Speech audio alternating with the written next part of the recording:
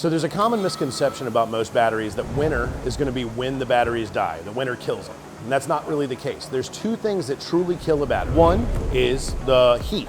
If you have a lot of heat around a battery, it's going to cause the battery to die early. Also, any kind of movement for the battery. A battery is comprised of cells.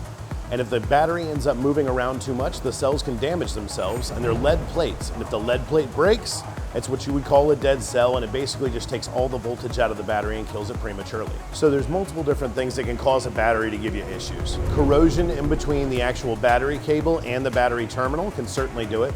Very simple way to fix that is to go through and spray battery cleaner. We go through and put down a dielectric grease to kind of keep moisture out from between the connection. That way it ends up being a solid connection at all points, and there's no differential between the two metals. One of the biggest issues I see where they're taking very short trips to and from the store or to and from work, and they don't give their battery a full length of time on a drive to charge. If you take longer drives, 10, 15, 20 minutes, it allows your alternator to actually do its job and charge the battery fully. One other issue I run into is the terminals loosening themselves over time. I find people constantly running and telling me that they have dead batteries. Whenever I go over and test the battery's fine.